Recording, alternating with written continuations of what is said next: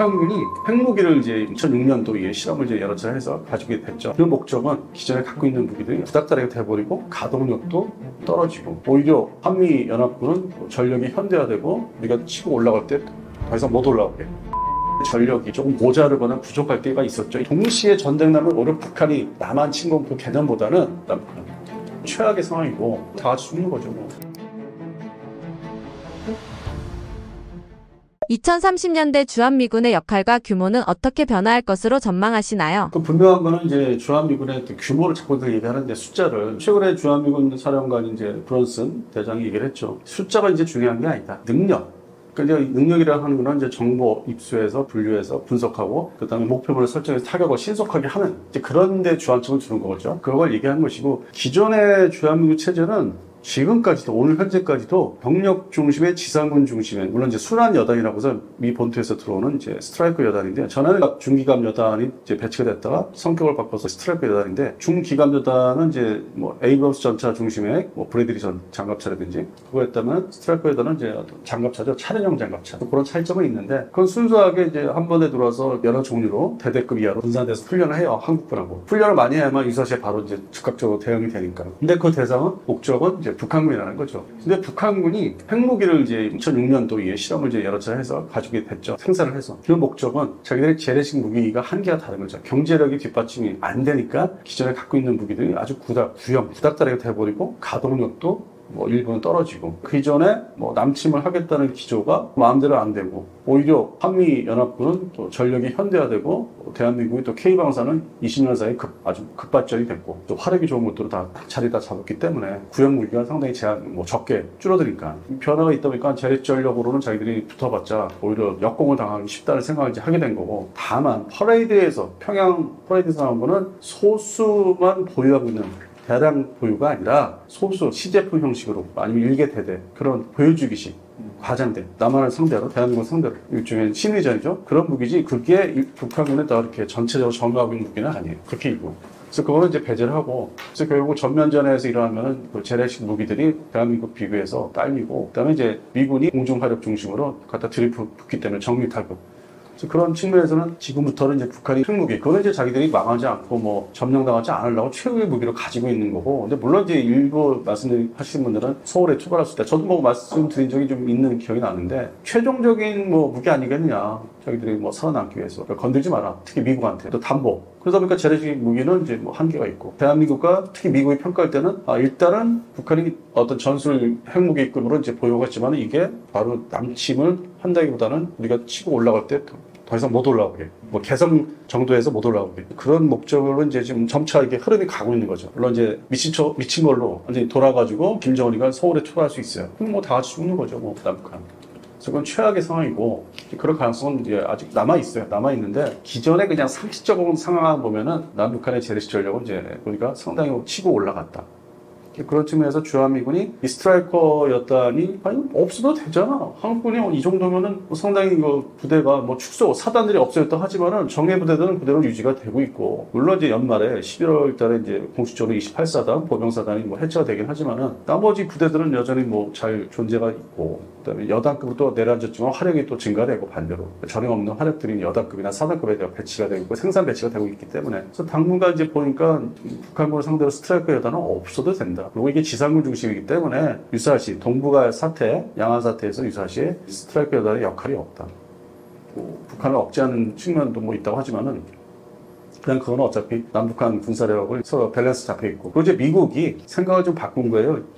트럼프 일기 때 김정은하고 이제 만났지 않습니까? 트럼프가. 그래서 뭐 유화책을 쓰다가 이제 뭐 중단을 했는데 지금 트럼프 행정부 2기에서 북한을 바라보고 생각하는 게 저도 뭐 한 1년 전 이상, 2년 전 까지만 거슬러 올라오면은 중국이 북한을 꼬드겨서 동시전쟁을 일으킨다는 논리를 저도 폈었는데 이 시간이 흐르면서 보니까 미국이 있으니까 미국이 트럼프 행정부가 들어섰으니까 바이든 정부가 아니니까 정부가 이제 바뀌었으니까 성격이 미국에서는 중립화를 시키려고 하지 않는다. 그러니까 북한을 상대로 그리고 또 우리 새로운 정부도 이제 진보 정부가 이제 들어섰기 때문에 오히려 이게 미국과 한국이 옛날 같은 방식이 아니라 얘기를 해가지고 북한을 좀 중립화 전쟁은 이제 이 양안 전쟁 때 일으키지 말고 조용히 있어라. 그리고 이제 대한민국 군대도 이제 있으니까 반면에 미국의 트럼프 트럼프 행정부가 이게 행정부가 이제 북한에 뭔가 이제 선물을 뭐 주고 뭐 유화책 여러 가지 뭐 행동으로 이제 옮길 수 있다. 이게 최근 좀 바뀌었어요. 생각이 중립화 시키려고 하지 않나. 양안 전쟁에 집중하게 해서.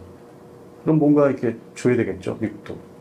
뭐 제재를 뭐 일부러 해제한다든지 그런 게 앞으로 일어날 가능성이 있다. 지금 이제 하반기에 더위가 지나가는. 그러니까 8월 25일 날 양국 간에 이제 대통령이 이제 회담을 한 기본 큰 그림을 이제 만나서 얘기하면 세부적인 게 9월 달, 10월 달, 11월 달 뭔가 등장하지 않을까. 새로운 뉴스로. 그건 2026년도부터는 오히려 한반도를 그냥 조용히 있어라. 여기 전쟁 나면은 개입하지 마라. 신경 쓰지 마라. 그리고 대한민국이 주한미군의 어떤 휩쓸려 들어가는 거를 원치 않는다. 그런 것도 이제 기조가 있기 때문에. 그러면 중립화를 시켜야 되거든요. 미국 입장에서는. 그거를 뭐 배척하거나 적대시할 수는 없고 대한민국이 그런 기조가. 그러다 보니까 미국에서는 특히 주한미군군을 지금 이제 스트라이크 교단을 지상군이죠. 안 보낼 거예요 앞으로. 그 예산 끊으면은 자동적으로 안 와요. 그리고 이제 주한미군군 지금 뭐 재편하고 있죠. F-10 전투기를 이 태평양 전 지역에서 미 본토 말고 그다음에 알래스카 아이슨 기지에 블록 32 F-16 도태할 거고. 그러면은 지금의 일본 미사와의 F-16이 와 있죠. 블록 52 고산에다 통합됐어요. 군산도 올라가서 통합됐다고 이제 기사 났어요. 그러면 아시아 태평양에 미군이 보유하는 F-16은 오산에만 있는 거예요. 미번도 빼고 오산에만 있어요. 근데 이게 노전투기 들어가거든요. 구형 전투기. 그래서 이게 또 북한 상대로 이제 견제라고 되니까 한중이지만 그런 측면에서는 통합해서 정리하고 군산기지 비워놨지 않습니까? 여기에 뭐 일본 사람들이 앞질러 얘기한 게 뭐 F-35A가 배치된다 그건 아니에요. 왜냐면 지금 미국의 생산 대수, 부대 배치 그거는 일본의 미사와의 이게 대대가 우선이기 때문에 생산된 게 배정을 또 해야 되고 그 다음 후속 생산은 숫자가 줄었고 그래서 이 군산에 배치할 수가 없어요. 고정 배치를. 다만 미사와의 F-16 대체하는 F-35 두 개 대대가 완편이 되면 26년, 27년, 1년마다 이렇게 1개 대대가 그럼 그 완편되는 과정에 아마 순환 배치는 들어와요. 일부 전개 한번 4대씩 뭐 6대 훈련을 또 위해서 미국의 새로운 방식이 항상 이제 그렇게 바뀌었기 때문에 군산에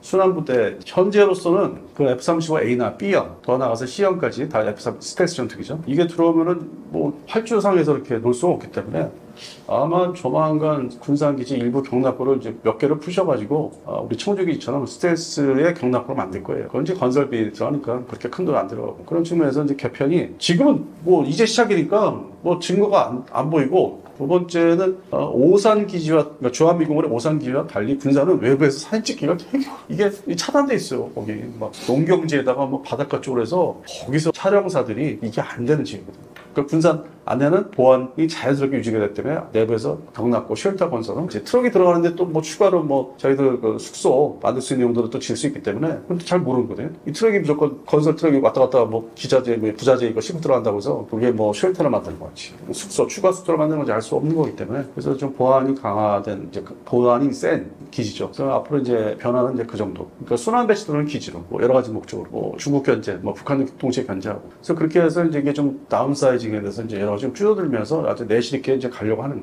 그런 게 좀 보이고 있고 그리고 이제 주한 미 지상과 앞서 말씀드린 스트라이커 여단은 이제 끝내고 그건 시대에 이제 뒤떨어지는 개념입니다. 대신 다목적, 다 영역 부대라고 하죠. 뭐 이름도 어려워요. 그냥 미사일 부대라고 해도 되는데 뭐 거기에 이제 플러스가 되는 게 우주자산, 감시자산 이제 받아서 그걸 가지고 목표를 이제 확정 짓고 결정하는 거. 반대로 이제 해킹이 들어오거나 여러 가지 교란 들어오는 사이버전 대비. 그게 이제 플러스 묶어놓은 부대, 사이버 부대, 뭐 중대급이나 대대급, 우주자산 정보 입수해서 분석해서 바로 정보를 넣어서 타격해서 미사일 쏠 수 있는. 그렇게 해서 이제 이 부대가 새로운 부대인데 이게 핵심 무기가 그동안에 이제 한 10년 사이에 미국의 어떤 무기 체계를 알게 모르게 이런 차세대 미사일 쪽으로 극초음속 중심에 상당히 아주 즐긴 사람들이 많죠. 언론상에서 제대로 개발 못하고 실패하고 있다. 10년 사이. 뭐 어떻게 보면 뭐 좀 중국을 좋아하시는 분들 같아요. 그래서 막 즐기는 게 있어. 한 10년 동안에 미국은 극초음속 못 만들어. 계속 실패. 그런데 지금 현재 이게 삼형제를 지금 완성을 했네. 그리고 이제 조만간 배치가 이제 앞으로 26년부터 된다고 하는 게 이제 한국에도 배치가 될 거예요. 순환 배치가 필리핀에 하듯이 현재 필리핀에서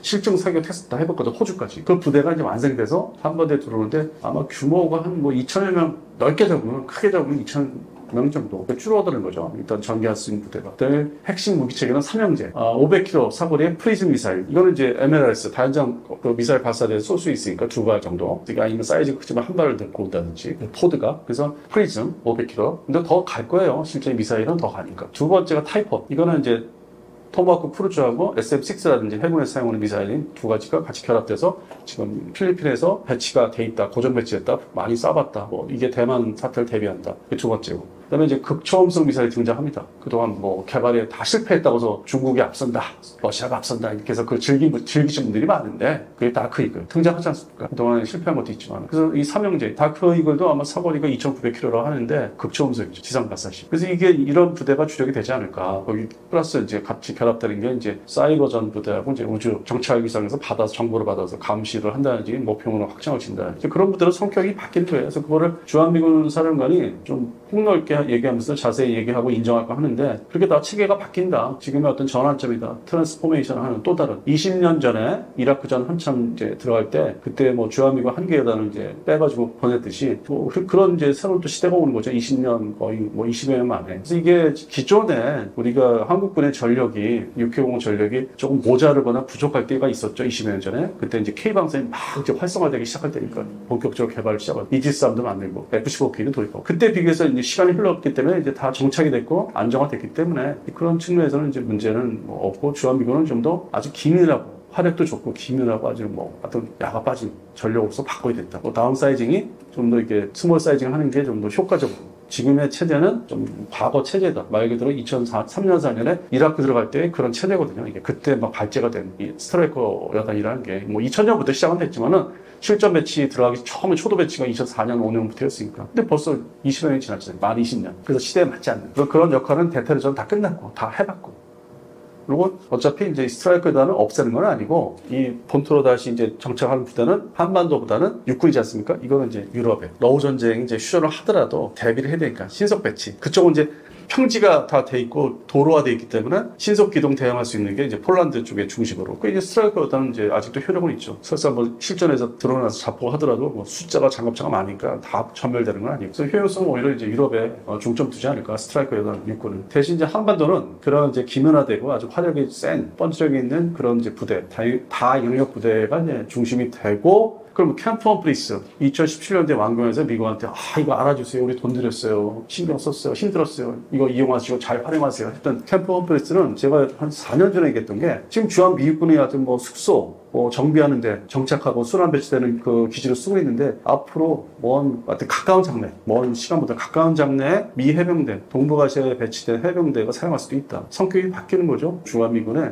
그 부대 종. 왜냐면 지금 포항에 있는 캠프 무적이 주둔지, 전개지인데 작아요. 사이즈가. 그래서 그런 측면에서는 용도가 아무래도 뭐 태평양에 주일미군의 또 핵심 그 지상군 병력은 해병대이기 때문에 물론 호주나 괌으로 이전 배치한다는데 괌도 좁고 호주는 뭐 더 멀고 그런 지리적인 여건이 완벽하지가 않기 때문에 그중에서 뭐 2,000명? 이 정도 뭐 일개 뭐 전개 뭐 MEU 이런 것들이 캠프 험브리스를 이용할 수도 있어요. 성격을 바꿔서. 그래서 이제 그런 모습들이나 이제 현상들은 일어나는 실제 상황들은 아마 이제 내년부터 올해는 이제 사전에 뭔가 얘기를 해봐야 되거든. 서로 이제 조건을 맞춰야 되고 뭐 옛날처럼 무조건 안 돼요. 뭐 빠지면 우리 난리 나요. 다 죽어요. 이게 아니라 우리가 군사력이 어느 정도 K방산을 중심해서 정착했기 때문에 물론 병력 주는 거는 좀 문제가 있는데 그래서 이제 그런 측면에서는 이제 타협을 이제 협상을 해야 되고 뭐 얘기도 해봐야 되기 때문에 본격 부대 전개 배치 변화는 이제 내년 중반부터 되지 않을까. 그 전에 우주 감시 정찰 자산이 아마 많이 정보가 이제 들어와서 오산에 부대가 새로 이제 편성된 주한미군의 이제 우주 부대 상당히 활성화될 수 있는. 더불어서 이제 우리 함께 우리나라 공군 우주 전대 이게 이제 더 부대가 또 커져야 되고 같이 해야 되니까 우선 작전사 있죠. 공작사가 있지만은 성격이 바뀌는 거죠. 그런 정보 어떤 플랫폼의 종류가 바뀌면서 기존의 터워 프롭이나 뭐 조경보기 아니면 조인트 스타일 퇴역했지만 그런 말 그대로 걸프전 때 아니면 이라크전 때 20년 전, 30년 전에 그런 플랫폼이 아닌 우주에서 신속하게 지상을 감시할 수 있는 사레이더 우주에서 바로 해서 받을 수 있는 그 다음에 극초음속 미사일이 날아다니는 거를 빨리 포착할 수 있는 우주에서 보는 거. 그래서 빠르거든요. 그리고 단기적으로는 이 우주도 뭐 이 정찰 위성들도 다 파괴, 공격해서 할 수 있는데 80년대부터 그 얘기는 있었으니까. 근데 그것도 공격해서 중국이 그걸 이제 러시아나 우주에서 파괴할 수 있는 무기 체계를 완비해서 배치하려면 돈과 시간이 또 걸리기 때문에 단기적으로는 이 우주자산 쪽으로는 우리가 의지할 수밖에 없는 주한미군도 그렇고 대한민국 국군도. 그래서 지금 변환점에 조금씩 이제 시작이 됐어요. 그래서 이게 진전은 이제 내년에는 본격화 될 것이고 올해는 서로 입을 맞춰봐야 되는 그런 시점입니다. 앞으로 주일미군은 어떻게 될까요? 먼저 이제 말씀드리면 이제 주한미군은 전통적으로 주한미군이죠. 80년대 중반, 85년, 6년 사이에 이제 7공군이 생겼고 그냥 옮겨온 거고 아시아 이등기. 그래서 이제 주한미군의 전력, 화력이 정착이 됐고 90년대. 뭐 이라크 전쟁할 때 뭐 그렇게 크게 영향을 안 받았고. 그다음에 주한미지상군은 2014년까지 실제 실제 이사단 뭐 사령부가 존재했었죠. 의정부 동두천 사이에 뭐 양쪽에 다 있었으니까 여단 사령부나 사단 사령부, 의정부하고 동두천. 지금은 이제 뭐 다 우리 대한민국에 다 이관해가지고 뭐 거기 아파트 줘야 된다, 무슨 학교를 줘야 돼가지고 지금 벌써 옛날 얘기가 돼버렸는데 그 성격이 이제 2015년도에 주한미 지상군의 이사단이 다시단 없어지고 본토에서 들어오는 이제 스트라이커 여단, 지금 현재 스트라이커 여단, 그 전에는 이제 저 중기감 여단, 그게 이제 외관 7곡의 그 전차나 장갑차를 이제 비추고 해놓으면 이제 와서 그걸 가지고 뭐 한다든지 아니면은 부산 8부대에 일본 이제 교체되는 전차, 장갑차들을 또 내려서 배치를 하고 그렇게 해서 유지를 했었죠. 최근에 스트라이커 여단 들어와서 뭐 말이 좀 있었는데 그래서 2015년 이래로 순환 여단으로 이제 체제를 유지했는데 그게 이제 뭐 대테러 전쟁이 완전히 이제 끝나면서 미국이 전반적으로 다 들여다보게 됐어요. 그 중간에 2020년에 어전쟁이 일어났고 그러다 보니까 이제 이게 중국의 위협이 그다음 최종적으로 이제 이 동북아에서 중국의 위협이기 때문에 전쟁을 일으키는 그거는 이제 해상과 공중전 중심의 해상 전력과 항공 전력. 그래서 이 주한미군의 역할이 북한군 대비 그렇게 좀 있을 필요가 있느냐. 한국군이 강해졌는데 그렇게 생각하면서 동시에 주일미군을 더 현대화를 시키자. 그래서 이게 준비를 2024년 초까지 준비를 많이 했어요. 그 미국 국방성이 어떠한 그 전투기나 항공모함 교체라든지 미사일 종류를 어떻게 할 건지를 거의 뭐 한 2022년부터 고심을 하다가 뭐 지금 이제 극초음속 미사일까지 배치한다고 하니까 2022년부터 고민을 많이 했고 이제 언론에는 부정적인 얘기만 많이 나왔어요. 지금 뭐 미군이 제대로 대응을 못하고 다 전멸될 것이고 배가 날 거고 함정이 날 거였어. 그런 부정적인 얘기만 한 게 한편으로는 이제 미국의 언론 영어로 나오는 이제 언론에서 예산을 좀 더 받기 위해서 이제 죽는 소리를 많이 한 게 사실이고 그게 22년, 3년, 4년까지. 그래서 어느 정도 이제 좀 기조를 잡았는데 정권이 이제 바뀌잖아요. 그래서 그동안에 이제 미국 방송이 이제 소위 꼽을 쳐서 이제 가지고 있던 바이든 정부에는 자세하게 티를 안 냈던 것들, 계획들, 소위 전투기 중심, 함재기 그걸 갖고 있다가 본격적으로 올해부터 그냥 이 정부 바뀌니까 급하게 막 다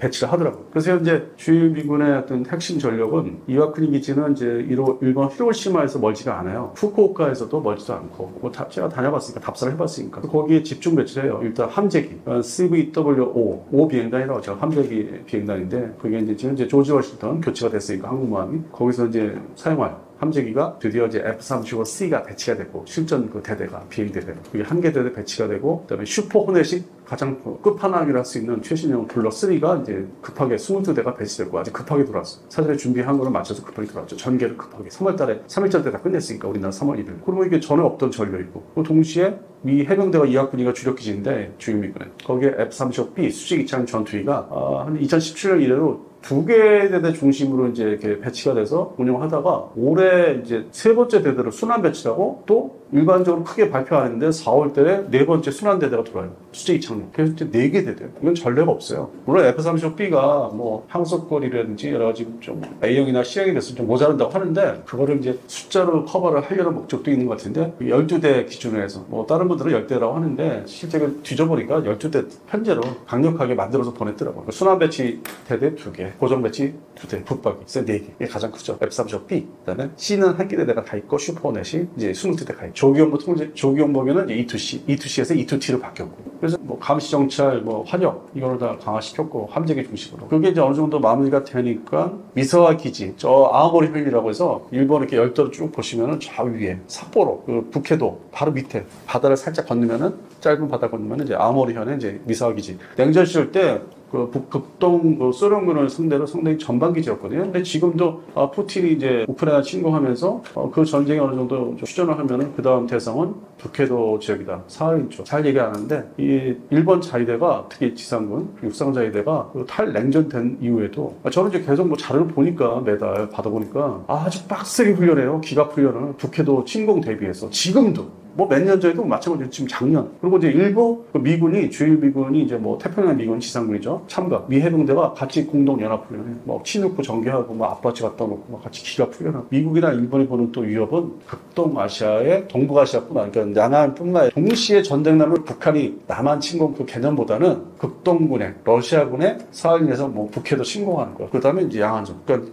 이 소위 군사 대국이 이렇게 동시에 내려오는 걸 생각합니다. 오히려 미국은 지금 뭐 북한은 견제할 수 있다고 생각하는 것 같아요. 뭐 대한민국 국군이 하게 달렸다. 그다음에 뭐 개편을 해서 뭐 화력을 주한미군 화력을 좀 개편해주겠다. 뭐 철군이 아니다. 감축돼 있는 아니다. 좀 다르게 받아. 이런 것 같아요 지금. 그래서 극동 러시아군의 침공. 근데 냉전 시절 말기 때 1989년대 일본 자위대 그러니까 방위성 그다음에 방위청 같은 평가한 게 그 당시 소련 해군이 그 바다를 동시에 이제 뭐 대만 중국군이 건널 수 있는 규모는 일개 연대. 그 평가가 이미 있었어요. 일개 연대. 근데 그건 지금도 존재하는 것 같아요. 그 상륙함들 다 모아가지고 건너와서 막 시끄럽게 할 수 있다. 뭐 완전한 점령보다는 뭐 일본 이제 자기들이 사할린을 신경 다 꺼라. 사할이 이렇게 있고 그다음에 이렇게 보면 알래스카 연결된 그게 알루샨 열도. 이거 이제 하나의 견제를 해야 되거든. 그러면 국해도를 직접 걸 수 있다. 그 일부 지역으로 상륙해서. 그런 것 때문에 오히려 미국 국방성의 위협은 순위가 중국과 대만의 1. 그다음에 이제 오히려 이 극동 러시아군. 세 번째는 이제 북한군. 이게 국내에서는 잘 얘기가 워낙 뭐 언론사 기자분들이 바쁘시니까 신경 쓸 게 많거든요. 그러니까 저희 같이 뭐 전문지에서나 광범위하게 계속 집중하는 건 우리 군사 무기만 이렇게 보니까 무기 정세만. 그러니까 저는 이제 거기 터득한 게 주변국에서 특히 뭐 일본에서는 어떻게 평가를 하고 있는지 그런 토대로 말씀을 드린 거예요. 뭐 개인 주장이 아니라 저도 뭐 뭘 봐야만 아는 거니까. 그래서 함부로 말씀드리는 게 아니라 이제 그런 위협으로서 이제 보고 있다. 그래서 주한미군보다는 주일미군은 이렇게 화력을 공중 화력, 항공 전력을 급속도로 이제 배치하는데 그 아오모리현의 미사일 기지에 F-35A형 미공군의 F-35A가 2개 대대가 26년도에 1개 대대, 27년도에 1개 대대. 그래서 2개 대대가 강화돼요. 배치가 돼요, 실제. 그래서 그 일부가 분산 기준 순환 배치가 들어올 거고 한 뭐 4대씩, 6대씩. 그래서 전례 없이 이제 스텔스 전투기가 예상보다 빨리 배치되는 거야. 미공군의 스텔스 전투기가 맨날 주한미군이 먼저 받는다고 진짜 좀 옛날 얘기입니다. 그렇게 얘기들 하시면 안 되고 주한미군이 우선순위고 그러다 보면 이제 이게 아모리현의 미사화가 있고 지금 앞서 말씀드린 데가 이하쿠니 기지가 있고 중간에 요코타 기지는 수송기 부대 옛날부터 수송기 부대로 그거는 전반적인 관리, 군수지원, 요코타 기지는 그렇고. 그리고 이제 또 내려오면 이제 오키나와 가다네 기지 있죠. 가다네 기지가 있는데 여기에 1979년도 이래로 러시아, 소련 공군을 견제하려고 소련 폭격기다. F-15C하고 D형, 이글 전투기가 이미 다 본토로 떠나서 퇴역. 존재하지 않아요. 그리고 순환 배치 들어오죠. F-15E, 스트라이크라고, 뭐, F-35A, 순환 배치 들어오고, F-16, 뭐, C 부대가 현재 순환 배치돼서 메꾸고 있는데, 최종적으로 내년부터 3세대 F-15 전투기를 할 수 있는 F-15EX, 이글2, 32대 전투기가 들어온답니다. 최우선 배치를 하는 거예요. 생산된 게. 이거는 다목적 전투기죠. 4.5세대. 뭐, 근데 최근에 또 일본에서는 평가율을 워낙 센서가 좋다 보니까 4.9세대다. 그렇게 또 좀 더 높여서 4.9세대다. 새로운 말을 만들어냈어요. 일본에서. 곧 배치가 되니까 몇 달 있으면. 그래서 이게 전례가 없어요. 그러니까 주일미군의 항공전력이 아마 냉전 시절 초기 미국의 레이건 정부 이래로 아주 혁신을 지금 다 이제 거의 마무리 지으려고. 주일미군군, 주일미 해군 해병대의 항공전력. 그래서 완성을 시키면은 그게 이제 대만 사태에 대비하면서도 한편으로는 한반도를 또 견제할 수 있거든요. 뭐 전투기는 뭐 다 여기저기 갈 수 있으니까 작전 그 용도나 숫자를 또 배분하게 딸려서. 그래서 이제 그게 가장 저는 이제 인상적이었고 1년 사이에 그걸 다 진행을 했으니까 만 1년 사이에 준비를 딱 했다가 이 트럼프 정부 들었자마자 바로 그냥 배치를 하는. 뭐 직전에는 이제 뭐 다 준비를 이제 끝냈겠죠. 연말까지는. 그래서 그런 측면에서는 주일미군의 이제 어떤 항공 전력이 아주 상당히 일시됐다. 거의 40년 만에. 1982년도 이래로 현대화됐다. 그래서 투발사할 수 있는 미사일들은 뭐 제즈미알, 뭐 엘라즘 같은 거는 이제 본격적으로 도입을 배치를 하는 거고, 그래서 그거를 이제 중국을 상대로 보여주고, 이제 전쟁 일으키지 마라. 그러니까 미국의, 이 동북아시아에서 미군의 역할은 전쟁을 하자가 아니라 전쟁 일으키지 마라. 나도 이제 준비 다 끝냈다. 이게 만약에 붙으면은 서로가 손해고 서로 다 깨진다. 남는 거 없다. 전쟁하지 마라. 그러니까 견제죠. 전쟁 일으키지 말라고 하는 거죠. 중국한테. 가장 최신 뉴스, 오늘 기준으로 하면은 중국이 이제 뭐 9월 초순에 군사 퍼레이드 앞두고 하나씩 공개를 해. 뭐 제22 뭐 동수로 뭐 통과를 했다고 하는 그 얘기들이 나오고, 공개를 스스로 하고, 그 다음에, 동풍 미사일 최신 버전, 극초음속에 아직 끝판왕을 하는 거를 또 가지고 있다.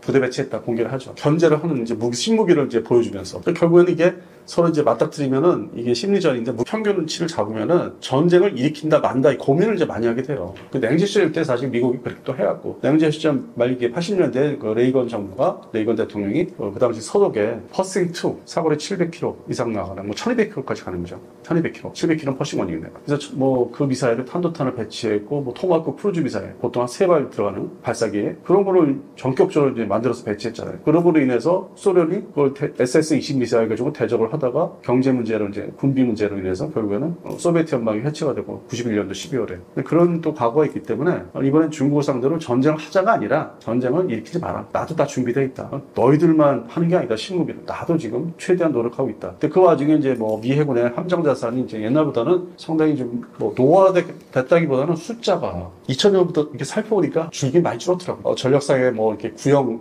호위함들 막 다 나갔고 중간에 들어온 뭐 신형 뭐 호위함들이 좀 화력이 약하고 해서 그런 어떤 그 변천사가 이렇게 내릴만한 있어요. 그러니까 양적인 측면에서 일단은 확실하게 줄었어요.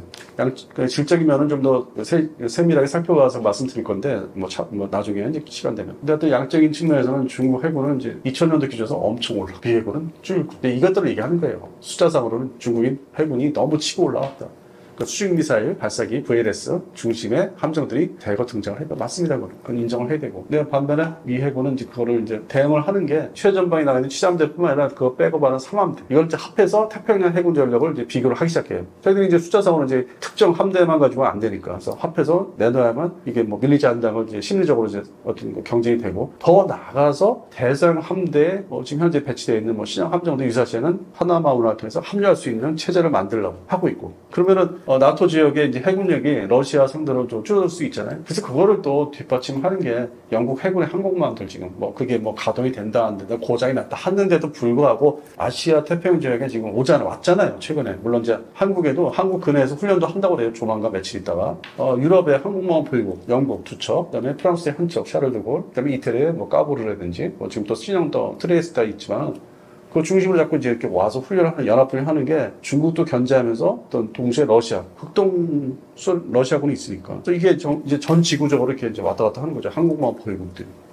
그래서 기본적으로 이제 영국, 프랑스, 이태리 전력들이 가지고 해군 전력이 있으니까 독일도 있고 그거를 이제 대서양 미국의 함대가 뭐 급히 차출되면 너희들이 뭐 일부 담당해야 된다. 뭐 발티해나 뭐 발티케 그런 전력은 러시아 전력, 해군 전력 상대로. 근데 이번에 뭐 러우 전쟁을 보니까 그쪽 방면에 러시아 해군 전력이나 질적인 측면에서 좀 우크라이나 무인정들이 가서 뭐 격침시키고 미사일 쏴서 격침시키고 했기 때문에 뭔가 좀 우리가 냉전 시절 때 봤던 소련 해군 수준은 아닌 것 같기도 하고 뭐 항공모함은 조만간 버려야 된다 하고 소련, 러시아 해군의 항공모함. 그래서 그런 측면에서는 이제 나토 해군력의 의존을 좀 해야 되는 미 해군 입장에서. 전력 투구하는 거예요. 결국은 대서양함대 일부 전력을 유사시에 차출할 수 있는 것도 생각하고 있는 거고. 그다음에 파나마 운하 관리도 중요하고 이게 바로 와야 되니까. 그래서 그런 측면에서는 지금 전력 투구하고 있다. 중심, 최전방의 중심은 주한미군보다는 주일미군이다. 미국 입장에서. 아시아 태평양 미군에. 그건 이제 하나 더 말씀드리면은 최근에 이제 뭐 무역, 관세 문제, 관세 전쟁이라고 하잖아요. 미국이 이제 인도까지 때렸잖아요. 아주 높은 관세로. 그러니까 저는 그걸 보면서 아시아 태평양, 인도 태평양 사령부를 만들었죠. 오바마 때. 근데 그때 딱 믿기지가 않는 게 인도가 어떤 나라인데 근본적인 무기 체계가 소련, 러시아 무기 체계가 근간을 다 자리 잡고 있거든요. 물론 우리 자주포도 산다고 도입을 했지만 그건 일부 현상이고 전차도 보시면 T-90 전차라든지 면허상에서 전투기 아직도 Su-30에 뭐 거의 300여 대 수준을 뭐 만들고 있고 도입을 하고 있고 근간이 인도 군사력이 그런 측면에 지금 어떤 그게 있어요. DNA가 어떤 이 태평양 동북아 전쟁에서 뭐 유사시에 뭐 인도 태평양 사령부에서 끌어들였다. 옛날 그 오바마 정부 때 그게 안 될 수도 있다. 깨질 수도 있어. 이게 회색 국가고 말 그대로 제3국 국가이기 때문에 자기들이 이득 아니면 중국이 대만하고 이제 야한 전쟁할 때 미국과 전쟁할 때 일본하고 전쟁할 때 또 중국이 꼬셔가지고 인도한테 뭘 양보를 한다든지 뭐 국경 분쟁에 대해서 양보를 해서 가만히 있어라 또 가만히 있어라 그러면 인도에도 가만히 있거든. 자기 이득이 있으면 거기 합류한다. 그래서 그런 문제가 있기 때문에 아시아 태평양 지역에서 인도를 믿으면 안 된다. 미국 입장에서 의심하는 게 또 있을 거고 이번에 뭐 뉴스 보면은 뭐 관세 뭐 세게 떨었다고 뭐 미국의 포세이돈 초계기에 뭐 일단은 중지한다. 뭐 걔네들은 언제든지 그럴 수 있어요. 인도 애들은. 그런 측면을 잘 뭐 사람들이 뭐 인도에 대해서는 얘기를 안 하는데 뭐 좀 이게 복잡합니다. 이 아시아 태평양 지역이 물론 이제 호주 정도는 뭐 믿을만 하지만 호주하고 그리고 오히려 단기적으로 이제 필리핀 정부에는 이제 뭐 친미미 정부니까 그거는 이제 뭐 기지 제공 많이 하는 게 오히려 효율적이죠. 바로 앞이기 때문에 대만이. 그래서 단기적으로는 이제 미국 입장에서는 군사적 측면에서는 필리핀이 더 쓸만한 거고 베트남은 똑같고 그러니까 중립을 유사시에는 거기에 가세는 않을 거예요. 오히려 뭐 태국보다 못할 수 있고 그래서 이제 이게 아시아 태평양 동남아시아가 이렇게 바다에다 이렇게 섬 국가들을 이렇게 큰 섬으로 대놨기 때문에 미국 입장에서는 분리하고 최종적으로는 주일 미군의 최종 전력에 의지해야 되고 일반 자위대 전력을 다 끌어모아서 가서 싸우게 만들어야 되고 물론 또 일본은 이게 내심 소위 일본의 극우 보수 입장은 2차 대전 때 그 생각이 있기 때문에 그거를 마지못해 못해 같이 하는 걸 할 거고. 그래서 그 심리를 이제 미국에서는 많이 이용을 이제 할 거예요. 그래서 결국 주일미군 중심이다. 일본에 가 있는 미군 중심이고 일본 자위대 중심이다. 양안 사태.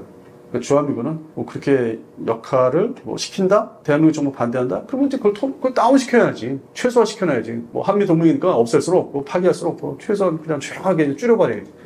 그러다 보니까 이제 기지전대라는 게 이게 나옵니다. 기지전대. 유럽에 뭐 스페인이라든지 냉전 시절 때 전투기들이 주둔했던 그 지역을 결국은 냉전, 탈냉전 때 전투기 다 철수시키고 그냥 기지만 관리시키는, 기지만 일단 확보하고 가지고 있는, 전투기가 없는. 그러니까 한반도에서, 대한민국에서도 많은 미군 기지는 이제 없죠. 옛날에 비교해서 많이 정리가 됐으니까. 근데 그 나머지가 이제 그런 쪽으로.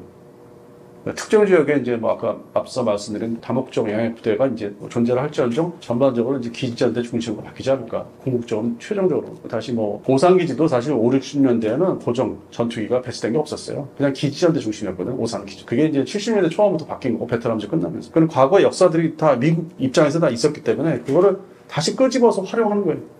옛날에 이랬는데 이거 다시 사용하자. 이렇게 이 방법을 다시 사용하자. 그래서 얼마든지 자기들 과거 경험, 어떤 군사력 운영, 해외 주둔 기지 운영, 군사력 운영에 대해서 경험치가 높기 때문에 그래서 지금 변화의 또 시점, 새로운 또 변화 시점에 지금 와 있습니다. 그래서 내년부터는 본격적으로 바뀔 거예요. 주한미군이 주둔하는 실질적인 이유는 무엇인가요?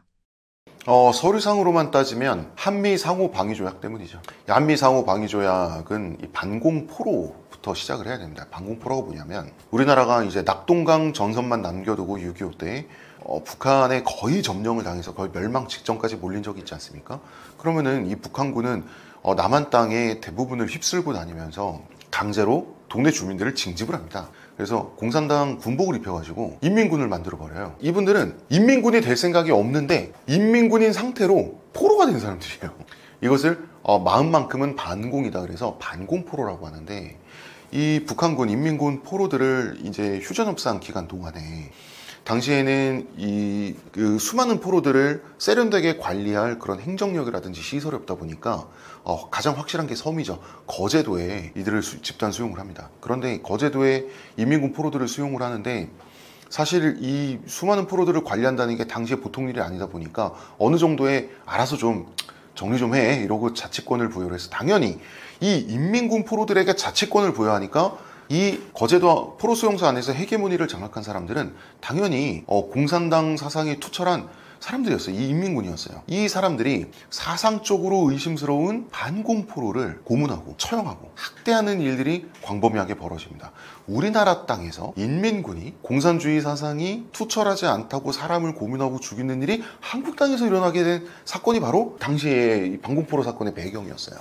그렇지만 그냥 놔두자였죠. 왜냐하면 당시에 미국과 영국은 가장 어떻게 보면 연합국에서 중요한 국가들이었는데, 미국과 영국은 거제도 안에서 어떤 일이 일어나든지 제발 좀 내버려두자. 왜? 이제 공산권과 더 이상 척을 지지 말자. 제발 휴전하고 싶다. 당시에 미국 국민들은 남의 나라 전쟁이잖아요. 남의 나라 전쟁에 자국 병사들이 가서 죽고 피를 흘리고 자기가 낸 혈세가 막 정말 이렇게 물 흐르듯이 쓰여지고 있는 모습에 미국 국민들은 지쳐 있었어요. 당연히 당시에 대통령이었던 아이젠하워는 미국은 재선할 수 있잖아요. 대통령 한 번 더 하고 싶은데 당연히 선거를 위해서는 국민들 편을 들어야 된단 말이에요. 그리고 영국을 당시에 통치하고 있던 처칠도 마찬가지였어요. 당시 영국은 그야말로 독일의 2차 대전을 통해서 탈탈 털린 상태였기 때문에 승전국이었음에도 불구하고 제발 더 이상은 네이버 나 죽어 제발 그만이라고 외칠 때였어요. 2차 대전의 진정한 패전국을 영국이라고 하잖아요. 아직까지도 2차 대전 전에 힘을 회복하지 못한 국가가 영국인데, 당시에 이승만은 전쟁을 종식할 거면 한미 상호 방위 조약에 사인을 해라. 그렇지 않으면 국군 단독으로라도 북한에 진군하겠다라고 미국의 또 멱살을 잡고 있는 이런 묘한 상태였어요. 왜 이승만의 입장에선 그랬냐면, 이렇게 공산권과 척을 질대로 진 후에 상호 방위 조약도 없이 미군과 연합군이 빠져버린다면 남한은 북한, 중국, 소련이라고 하는 동아시아의 공산권의 힘 앞에 남한 혼자 단독으로 딸랑 남게 돼요. 그러면 적화 통일은 불보듯 뻔한 상태인 게 맞았어요. 그래서 당연히 우리가 재침공을 당한다면 미국이 자동적으로 개입할 수밖에 없는 한미상호 방위조약을 이승만은 원했지만 아이젠하워는 사인해주고 싶지 않았어요. 왜?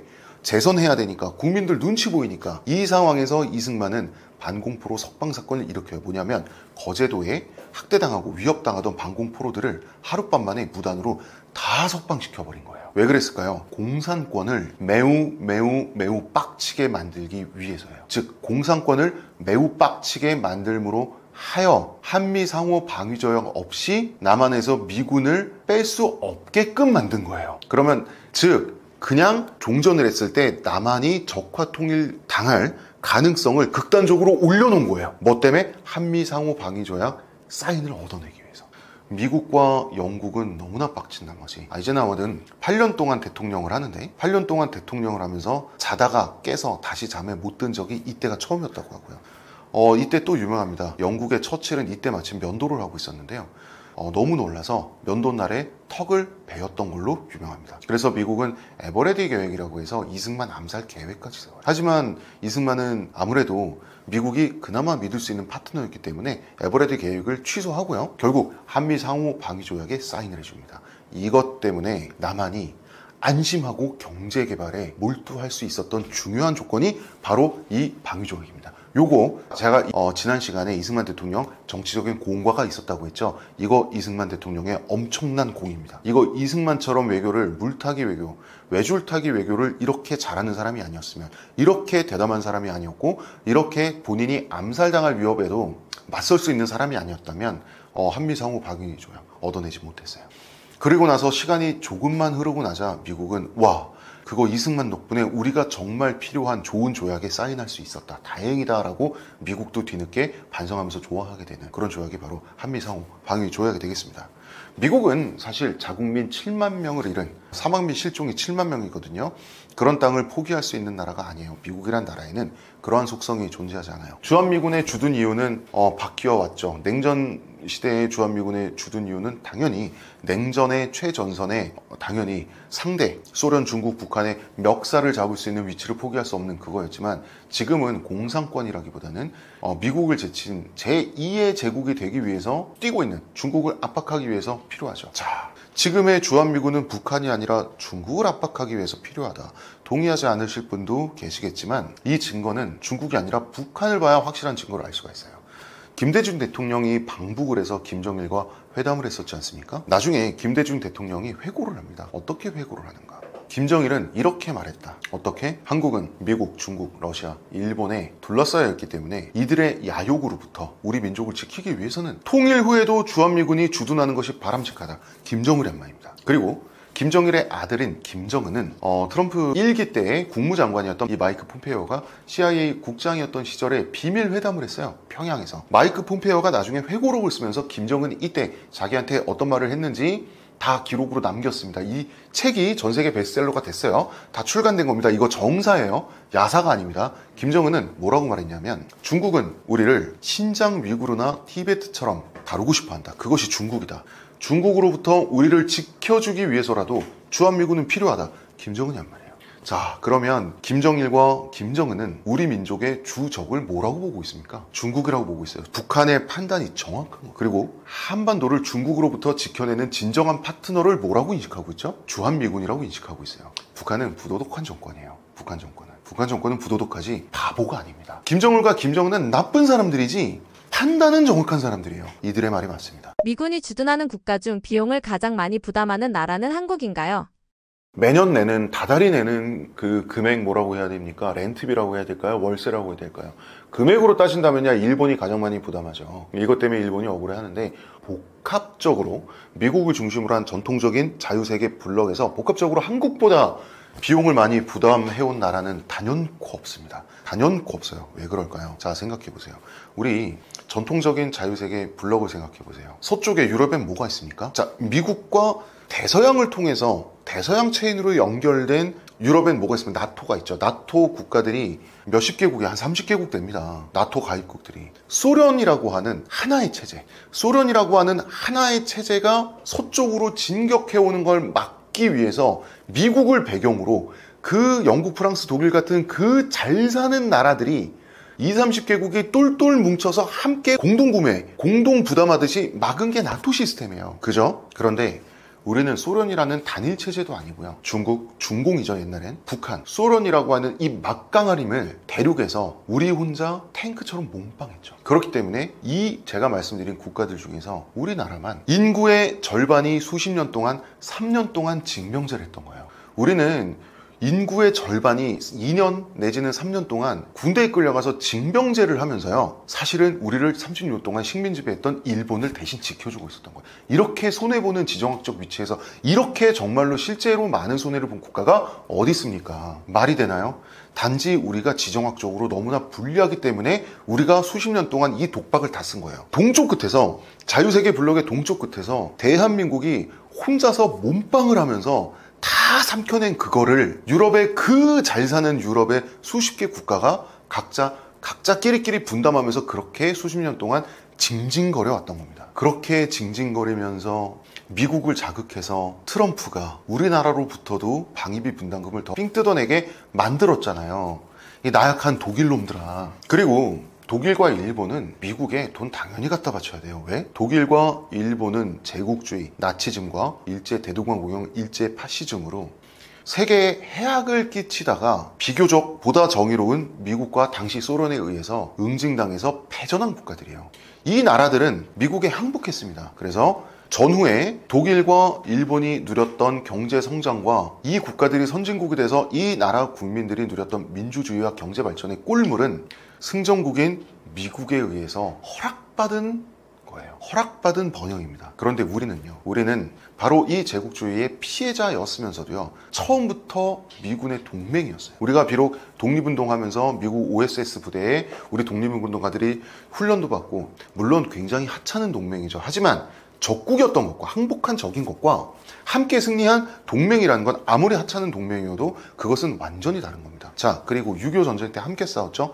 오케이, 그것까지는 우리가 도움 받았다고 칩시다. 월남전 때, 베트남 전쟁 때 함께 그렇게 적극적으로 피를 흘려준 유일한 국가가 우리나라예요. 전 세계가 미국을 욕할 때 우리가 같이 욕먹어줬습니다. 그런데도 우리나라는 어쩔 수 없이 모두를 위해서 결과적으로는 그 재수없는 일본마저도 위해서 결과적으로는 국민의 절반이 가장 중요한 인생의 2년, 3년을 군대에 매몰해 있었죠. 인구의 절반이 징병제의 그 영향을 받으면서 소모되는 사회적 비용이란 건, 그 소프트 파워란 건 이루 말할 수 없는 거예요, 여러분. 우리나라가 산업화 30년, 민주화 30년이라 그래서 정말 세계 최후진국에서 선진국에 진입하는데 보통 60년이 걸렸다라고 말을 하잖아요. 인구의 절반이 군대에 갈 필요가 없었잖아요. 저는 50년 이하였을 거라고 확신합니다. 그리고 제 확신이 당연한 거예요. 우리는 그 어느 국가보다도 많은 희생을 치렀습니다. 몇십 배, 몇 배의 희생을 치렀죠. 그래서 우리나라는 참 억울합니다. 이것을 우리가 외교에 있어서 이러한 역사적인 요소들을 레버리지로 앞으로 잘 활용했으면 좋겠어요. 비용을 많이 지불하는 만큼 한반도 유사시 주한미군은 바로 싸울 준비가 돼 있나요? 당연히 싸울 준비 없이 와 있는 군대는 없죠. 오히려 미군은 한국군이 싸울 준비가 돼 있지 않은 거 아니냐고 쓴소리를 하는 중이에요. 미군과 국군이 합동훈련을 하면 국군의 훈련 상태에 대해서 이래서는 유사시에 전투를 칠 수가 없다라고 따지는 미군 장교들이 점점 늘어나고 있어요. 이건 뭐냐면 가령 중공군과 유사시에 싸우게 됐을 때 한국군, 국군의 숙련 상태가 이 정도여서야 미군만 나서서 희생하는 거 아니냐. 지금 이런 걱정을 미군에서 하고 있어요. 이유는 뭐냐면 인구 감소 때문이에요. 지금 군대에 갈 나이대에 남성 인구 절벽을 만났잖아요. 너무나 머릿수가 적다 보니까 사실 90년대, 2000년대, 그리고 2000년대 중반까지만 해도, 그때까지만 해도 도저히 이 친구는 군대에 보낼 수가 없다 라고 하는 친구들을 지금 군대에 다 끌고 가고 있어요. 경계선 지능, 온갖 신체 장애, 그리고 뭐 정말 바람 불면 날아갈 것 같은 몸매의 소유자, 사실은 우리 사회가 케어해주고 우리 사회가 존중해주고 보호해줘야 될 그런 어떤 신체적으로나 정신적으로나 이런 예민한 분들이 다 군대로 가고 있어요. 왜? 숫자가 없으니까. 원래는 커트라인을 넘을 수 없는 사람들까지 군대를 끌고 가니까 원래는 훈련이란 건 드라이브를 걸어서 몰아붙여서 자기 한계를 시험하게 만들어서 강군을 만드는 게 원래 훈련이잖아요. 지금은 도저히 정상적인 군대 훈련을 소화할 수 없는 장병들이 끼어 있다 보니까 사건 사고 없이 전역을 시키는 게 지휘관과 부사관의 목표가 돼버렸어요. 사건 사고를 줄이기 위해서 훈련 강도를 낮추고 있어요. 훈련에 나가는 목표가 훈련에서 전원 무사고로 돌아오는 것이 됐어요. 훈련의 목표가 무사고로 돌아오는 게 훈련의 목표예요. 그럼 훈련 왜 나가요? 주객이 전도된 거예요. 훈련의 존재 이유가 사라진 거예요. 본질적으로는 조금 힘든 소풍이 돼버린 거예요. 그러다 보니까 한국군의 국군의 일선 전투 병력의 숙련도가 최근 몇 년 동안 너무나 떨어졌어요. 저 상태로는 전투를 치를 수 없다라고 미군들이 말하는 중이에요. 심각합니다. 이런 얘기를 불과 10년 전까지는 미군들이 하지 않았어요. 10년 전까지는 미군이 한국군은 모두가 끌려오는 징병제 국가인데도 군대의 수준이 굉장히 높다고 했단 말이에요. 지금은 아니에요. 저 상태로는 전투를 치를 수 없다. 그리고 미군들의 말이 틀릴까요? 맞을까요? 맞겠죠. 큰일입니다. 지금 이 단계를 탈출해야 돼요. 유일한 탈출구는 오직 양성 징병밖에 없습니다. 저 젠더 싸움, 여성들과 여성, 남성, 젠더 싸움, 젠더 갈등, 지금 성별 싸움 하자는 거 아닙니다. 전투력 유지라는 건 숫자의 문제고 국가 생존의 문제예요. 그냥 드라이한 문제입니다. 필요하니까 가야 돼요. 어쩔 수가 없습니다. 양성 징병 최대한 빨리 해야 됩니다. 주한미군은 미국의 이익을 우선하나요? 한국의 방위를 우선하나요? 당연히 미국의 이익을 우선하고요. 너무너무 당연하고요. 그러나 바로 그것 때문에 우리는 미국을 믿을 수 있어요. 외교에는 원교 근공이라고 하는 법칙이 있습니다. 교분을 맺고 가까운 이웃과 싸우라. 이것이 국가 기본이야. 더군다나 우리나라처럼 제국들의 국가는 원교 근공의 원칙을 반드시 지켜야 됩니다. 왜 그럴까요? 가까이 있는 친구는 적으로 돌변하면 우리가 막아내기가 너무 힘들어요. 멀리 있는 친구는 멀리서도 영향력을 유지하고 싶기 때문에 멀리 있는 친구인 우리를 믿어주고 우리에게 잘해줄 수밖에 없어요. 원교는 멀리 있는 친구가 추구하는 국익을 믿는 거예요. 멀리 있는 친구끼리는 헤어지지 않습니다. 그렇기 때문에 옛날에 고대 로마 제국과 파르티아 제국이 이를 악물고 두 제국이 100년이 넘는 시간 동안 싸울 때 말이죠. 싸울 때 파르티아 바로 옆에 붙어있는 아르메니아라는 나라가 있었습니다. 아르메니아 나라는 인종적으로나 문화적으로나 언어적으로나 역사적으로나 파르티아와 매우 밀접한 국가예요. 마치 우리나라와 중국 같죠. 우리나라 사람들도 중국 사람들도 인종적으로도 비슷하고 문화적으로도 비슷하고 역사도 많은 부분을 공유하고 이름이 둘 다 똑같이 한자로 돼 있는 이름을 국민들이 가지고 있죠. 아르메니아와 파르티아의 관계도 그랬습니다. 그런데 이 아르메니아라는 조그만 국가는 파르티아 옆에 탁 붙어 있으면서 끝까지 로마의 친구였고 이 로마와 아르메니아는 끝까지 서로를 배신하지 않았습니다. 물론 그 과정은 힘들었죠. 파르티아의 괴롭힘을 당했으니까요. 그런데 파르티아의 괴롭힘을 당했지만 파르티아에 흡수되지 않았습니다. 왜? 로마의 친구였기 때문에. 멀리 있는 로마의 친구였기 때문에. 지중해 건너 로마의 친구였기 때문에. 지금 우리가 태평양 건너 미국의 친구인 것과 같은 겁니다. 파르티아 제국은 지금 사라졌습니다. 로마 제국도 지금은 존재하지 않죠. 아르메니아 여러분 지구본 찾아보세요. 아르메니아는 아직도 망하지 않고 남아 있습니다. 우리는 아르메니아가 돼야 됩니다. 그래서 우리는 미국의 우정이 아니라 미국의 국익을 믿기 때문에 결코 미국을 배신할 수 없습니다. 우리는 미국과 중국이 결국 돌이킬 수 없는 지경에 이르는 그 싸움의 순간에 우리는 결정적으로 중국을 배신하고 그게 언제가 될지 모르지만 그때는 미국의 친구임을 재확인해야 되겠습니다. 주한미군이 없으면 전쟁이 일어난다는 말 정말 사실일까요? 주한미군이 전쟁 억지력을 강화해주는 건 사실이에요. 우리에게 주한미군이 필요한 이유는 유사시 미국의 개입을 자동적으로 확보할 수 있다는 메리트가 있죠. 하지만 절대적이진 않습니다. 그럴 리가 있나요? 미국 빼고도 한국은 단독으로 세계 군사로 5위예요. 글로벌 파이어파워 기준이긴 하지만 그 기준이 틀렸다면 6위일 수도 있고 7위일 수도 있고 8위일 수도 있겠죠. 어쨌든 10위 안에 든단 말이에요. 우리 이미 군사적으로 열강이에요. 그런데 그럼에도 불구하고 우리에게 결핍된 부분이 있습니다. 우리가 세계 최고의 자주포 탱크를 만들고 그리고 어디 가서 뒤처지지 않을 전투기도 만들지만 우리에게 없는 게 하나가 있잖아요. 그게 뭐겠어요? 핵무기가 없습니다. 미국이 보기에 한국은 핵 확산의 시발점이 되는 포인트 국가입니다. 우리가 잘못 관리하면 한국이 핵무장을 하면서부터 전 세계의 핵 보유가 걷잡을 수 없게 될 것이다. 왜 그럴까요? 한국이야말로 입장을 바꿔 생각했을 때 정말 핵무기를 갖고 싶어할 나라이지 않을 수 없기 때문이에요. 미국이 생각해도 우리가 한국인이면 우리가 한국군이면 정말 핵무기 갖고 싶겠다. 그럴 수밖에 없잖아요. 우리가 미, 중, 일러, 북에 둘러싸여 있잖아요. 우리만큼 핵무기를 갈망하지 않을 수 없는 국가가 전 세계에 없어요. 바로 그렇기 때문에 핵 확산을 막기 위해서 미국은 얄밉게도 그리고 정말 비정하게도 우리의 핵 보유를 꾹꾹 누르고 있어요. 우리는 핵 보유에 있어서 수십 년 동안 미국의 잔혹한 탄압을 받아온 국가입니다. 그러면서 미국은 우리에게 이런 말을 하죠. 해고산 서비스 제공해주고 있잖아. 해고산이 뭡니까? 너네 핵 가질 필요 없어. 핵이라고 하는 것은 최후의 수단에 너희가 핵고경을 받았을 때 핵보복을 할 수 있기 위해서 너네한테 핵이 필요한 거잖아. 그럼 그 핵보복, 우리 핵미사일 쏴줄게. 그러면 핵을 가진 거랑 똑같잖아. 우리가 100% 보장해준다니까. 이게 핵우산 개념이에요. 자, 그런데 우리가 만약에 중국과 전면전을 치른다고 생각해보세요. 국가 총력전을 치른다고 생각해보세요. 서울 경기에 핵폭탄이 두세 발 떨어졌다고 생각해봅시다. 우리가 고고도 방어 체계로 아무리 막았지만 정말 중국이 비오듯 그 핵미사일을 발사하는 바람에 우리가 다 잡지 못하고 지면에 우리가 맞았다고 생각해보세요. 두세 발 정도. 그래서 우리나라 인구 500만 명 정도가 죽거나 방사능 노출로 죽음이 예약됐다고 생각해 보시죠. 서울 경기의 대략 절반 정도가 일시적으로나마 파괴됐다고 생각을 해보고요. 국가 총력전이잖아요. 중국의 인구가 우리의 28배입니다. 우리 500만 명 죽으면 중국에 얼마가 죽어야 되죠? 그 생각을 해야 돼요. 중국에 2억 명은 죽어야 돼요. 그래야지 계산이 맞는 거예요. 그리고 서울이 초토화되면 중국의 1위부터 30위까지 30개 도시의 시설과 인구를 잿더미로 만들어야 돼요. 그래야지 계산이 맞는 거예요. 자, 그런데 서울 경기가 파괴되고 500만 명이 사망했어요. 2억 명 죽여줘. 30개 도시를 파괴해줘. 미국이 해주겠어요? 이걸 한다고요? 이걸 해준다고요? 그래서 핵우산은 허황된 거예요. 핵은 반드시 직접 갖고 있어야 되는 거예요. 자, 그 상태에서 그럼에도 불구하고 우리가 미국의 압력 때문에 핵을 갖고 있지 못하잖아요. 미국의 입장에서 주한미군 주둔은 한국의 핵보유를 막는 핑계이자 도구이자 명분이기도 한 거예요. 마찬가지로 우리가 핵보유를 정말 할 수 없다면 주한미군이라도 있어야 되는 거예요. 그래서 주한미군은 미국과 한국의 서로가 서로에게 윈윈이자 어떤 면에서는 루즈루즈 게임인 거예요. 그렇게 윈과 루즈가 맞물려 있는 채로 주한미군이 있는 거지, 마치 한국 너네 지켜주겠다고 우리가 살려주겠다고 주한미군이 있는 거고 주한미군이 없으면 우리나라 큰일 나고 이런 구도가 아닙니다. 그런 구도인 때도 있었죠. 80년대. 지금 우리나라 80년대 우리나라와 지금의 우리나라는 전혀 다른 나라입니다.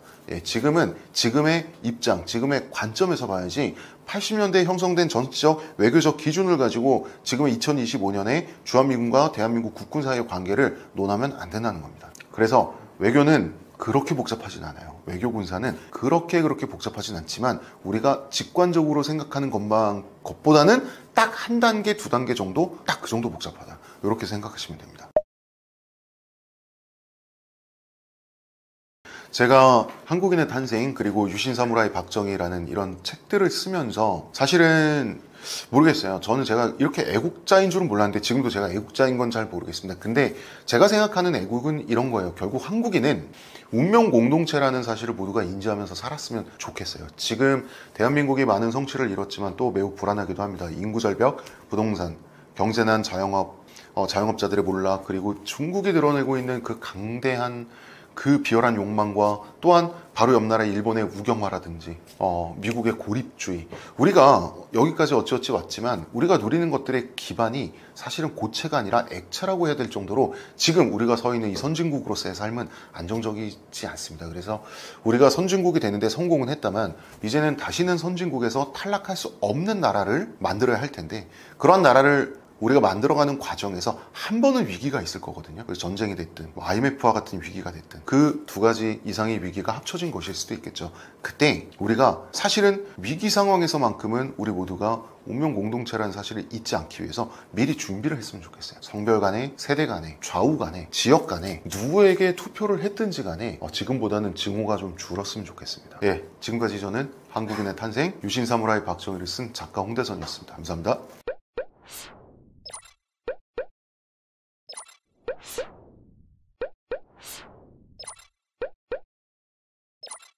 you